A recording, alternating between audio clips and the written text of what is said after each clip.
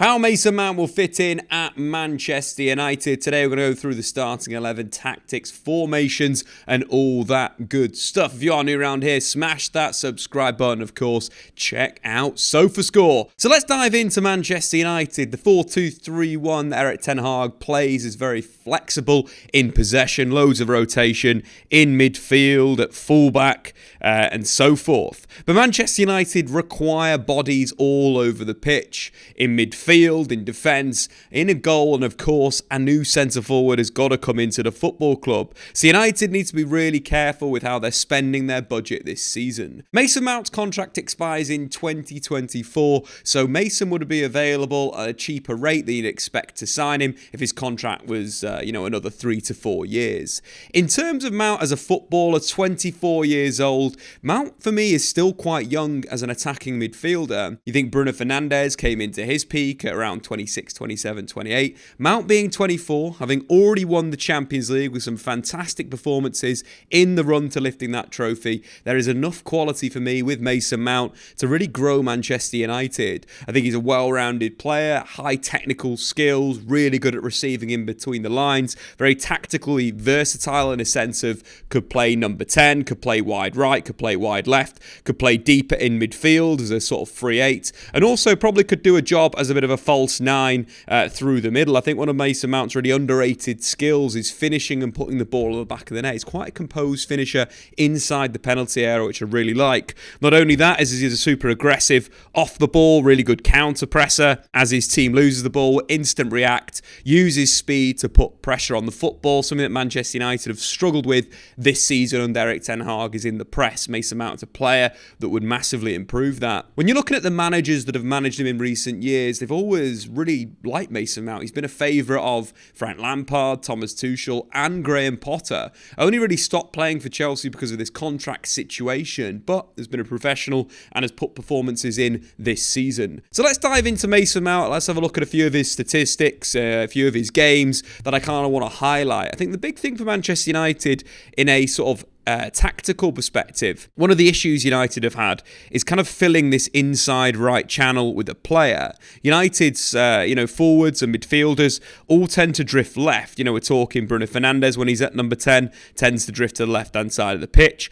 Eriksen, obviously starting from a deep left central midfield position, will move into the left side, which leaves United a little bit unbalanced. This has been a problem for how many years now, I don't know. You think Paul Pogba, Alexis Sanchez, the amount of players that are joined and drawn into that left channel of the pitch has made imbalance. And I think filling that position would allow United to be far more unpredictable in the final third with underlaps, but also combination play with Anthony, with the right fullback to really open that up. I think we get that on the left-hand side with Luke Shaw, with Bruno Fernandes, with Eriksen, with Rashford, but on the right hand side of the pitch that is a bit of a hole, and I think Mason Mount could come in and facilitate that role. Probably Bruno Fernandes starting as the deep left-sided free 8 that will move into that advanced area like he's done, and Mount operating in that central position. Some of Mount's best performances at Chelsea have come playing in that role. I think one that really stands out for me was his performance against Tottenham last season, where basically Thomas Tuchel very much switched to a 4-3-3 structure. And in the game, he properly dominated the right channel. So Chelsea playing Spurs playing a 4-4-2. Chelsea under Thomas Tuchel in this game wanted to utilise the underlaps and that central midfield area to get in behind Chelsea's midfield. We could see Mason Mount starting as a right central midfielder, but his heat map is quite dark in that final third on the right-hand side. When we look at the average positions, actually, his position was higher than Hakim Ziyech, who was playing on the right wing, number 22. What Mason Mount frequently did in the game was underlap. Underlap, move into the channel, attack that right space, created a really good chance for Romelu Lukaku, a really nice low cross into the box after making the underlap. But receiving in the position, receiving in that area that we've looked at for Manchester United, in between the opponent's lines, in that right-sided position to not only to link the play into feet and link it out wide or switch the play that we saw frequently versus Spurs. There's a really good move where he played the ball out to switch it to the left left-hand side, then had a shot with his left foot just outside the box. Quite a two-footed finisher, Mason Mount, which I really like about him. Comfortable at striking with his right, with his left, from outside the box, from inside the box. Real quality in that zone. But also, as I mentioned previously, attacking that channel. Something that we've not seen enough of Erik Ten Hag's Manchester United. Something that was frequent in his Ajax team was those central midfielders making those underlapping movements to create that fluidity, either for the wide forward to move inside or looking for that instant crossing option for the number 9 in the penalty area. Something that Mason Mount would add would be that the combination play, I think, was one of his best attributes as a footballer, starting at that right attacking midfield position, linking, crossing, underlapping, switching the play. Not only that, in the game against Tottenham Hotspur, open play was absolutely fantastic, linking it, as we mentioned there, the moves in behind the defence. But from set pieces, his assist came for Thiago Silva, a really good ball into the box. A good quality of Mason Mount. His deliveries are quite flat, which I like. In terms of goal creating actions from set pieces in the 2021-22 season, Mason Mount ended up with 5 goal creating actions, which was better than any other player in the league. And if we rotate back to that season, Mason Mount's best season for Chelsea in the Premier League, 11 goals and 10 assists is a very, very decent return. One of only 3 players that season that had over 10 goals and 10 assists, with Jarrod Bowen and Mohamed Salah, who all had really, really good seasons. Mason Mount went a little bit under the radar, and that delivery from set piece is absolutely fantastic. But also looking at that kind of right channel and him attacking that area, he had 2 really good performances against Norwich City in the league. One of them was a hat-trick. His other performance, a goal and an assist. And again, you can see how his heat map is really red in that final third on the right-hand side. And I really think that's a big bit of balance that Manchester United are lacking. And Mason Mount can facilitate that, not only playing as a, at interior in a 3-at-the-back shape, but also, as we mentioned previously, in that Tottenham game in a 4-3-3. Both positions that Manchester United could really do with strengthening. I think the other side of Mason Mount, one of the big things is you are weakening a rival. Chelsea are a rival of Manchester United. They've spent a lot of money over the last few seasons. They offered him a 7-year deal in November. So signing someone from a rival that they obviously want is quite important. But also when you're looking at the managers that want Mason Mount, Jurgen Klopp, Mikel Arteta, Liverpool and Arsenal, who are going to be very competitive with United next season. So signing Mason Mount means that those teams aren't solving a problem position for them, giving United another player that can play multiple roles. As we mentioned before, one of the roles that he could play for Manchester United would be in that 10 position. The kind of position that Bruno Fernandes has been playing this season. Mount's positioning and awareness is very, very good. And arguably is quite a good player off the ball. Similar in kind of that false 10 position that Donny van de Beek played for Erik Ten Hag at Ajax, or, at times Marcel Sabitzer's played for United, making those late movements as the number 9's dropped off to receive defeat. Mason Mount's got that quality. As we mentioned last season, 11 goals in the Premier League, a very, very, very good return. And you'd say he's slightly more creative than the likes of Marcel Sabitzer and, of course, Donny van de Beek. Naturally more creative, gets more assists, creates more chances from open play. And that would also allow Bruno Fernandes to be the ball progressor. Bruno's averaging around 10 passes per game into the final third, which would rank him in the top 1% of midfielders in Europe.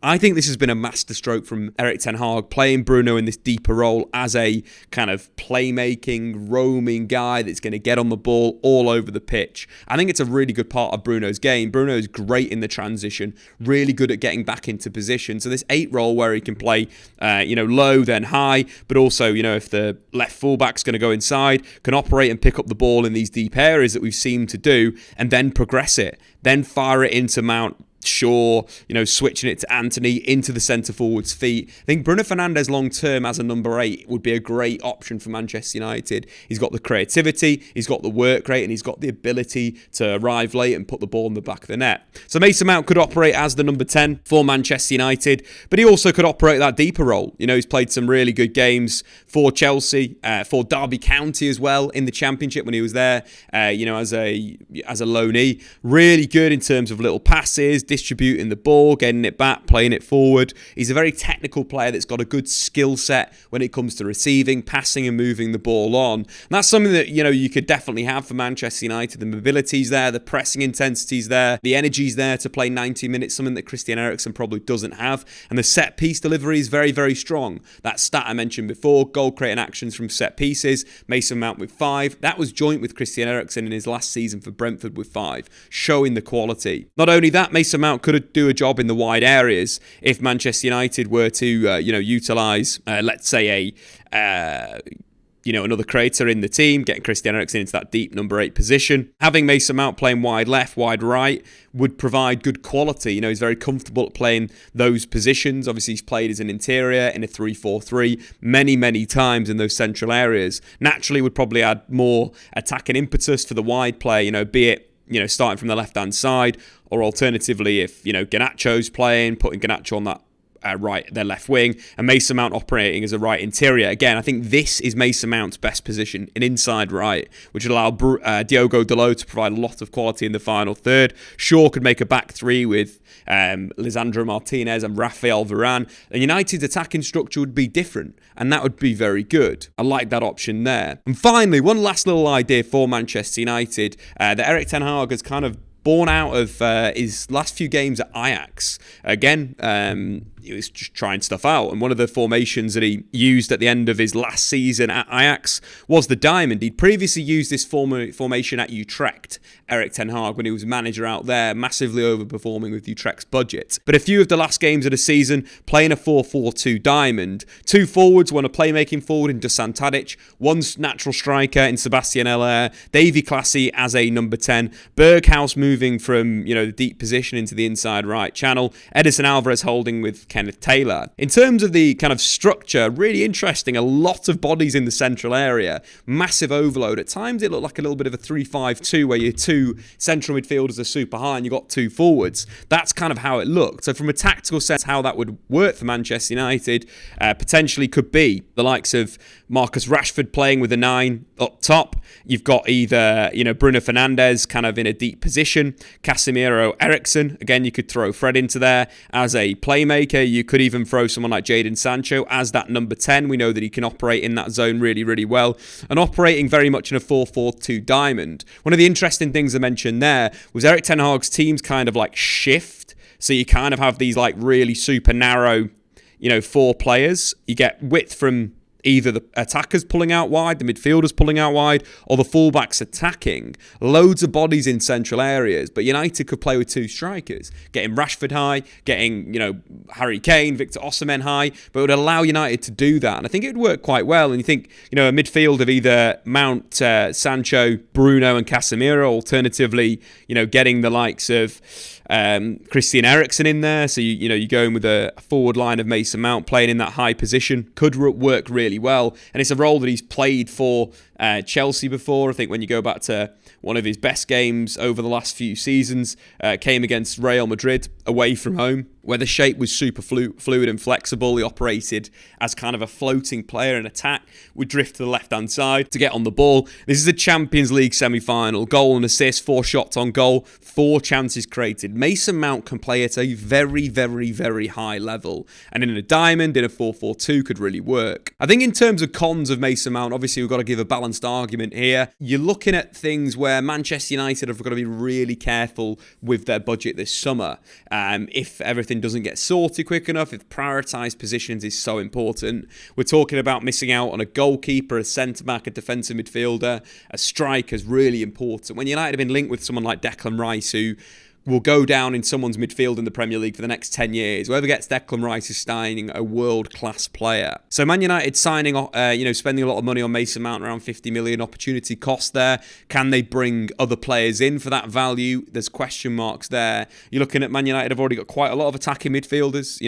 We've mentioned Eriksen, Bruno, Jadon Sancho could play that role in there. Marcus Rashford even as a second striker could work. Not necessarily what United need, but I do think that that idea of Bruno Fernandes as the deeper 8 with Mason Mount as the number 10 would work really well. I think you've got to look at the planning side for Manchester United. It smells a little bit, like an opportunity where, like an Alexis Sanchez, where they've gone out there and they've had to go and, buy someone to facilitate a position. Lastly, I want to leave you in. So we talk pros, we talk cons, tactics, money and so forth. The last little bit, which we had a little bit of a look into. Erik Ten Hag tried to sign Mason Mount in the 2018-19 season after his spell in the Eredivisie with Vitesse Arnhem. A brilliant performance over in the Eredivisie for Mason Mount, 9 goals and 8 assists. This is kind of his breakout season for Chelsea. And I think in a sense there, Erik Ten Hag knows his skill set. He's wanted to sign him previously,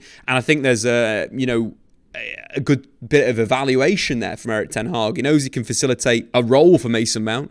He knows his strengths, he knows his weaknesses, and of course it works for the English quota. I think Manchester United need to sign more players that will add real quality in a midfield position. Ball players in there. Mason Mount fits that profile. He fits that really, really well. But it's just if you miss out on a striker, a goalkeeper, a centre-back, and maybe a proper number 6, I'd put those above signing Mason Mount. But I don't think it's a bad idea. But I think if you sign Mason Mount, you need to sort all those positions out first, or have a plan and an idea of how to fix all those areas. But anyway, guys, get into the comments below. Let me know what you think about Mason Mount. Should Manchester United sign him? And how do you think he'll fit in to a Manchester United? Is it going to be in a 4-4-2 diamond? Is it going to be in the 4-2-3-1, a 4-3-3 with 2 free 8s with Bruno Fernandes? Let me know in the comments below. Check out SofaScore, and we'll see you very, very soon. Goodbye.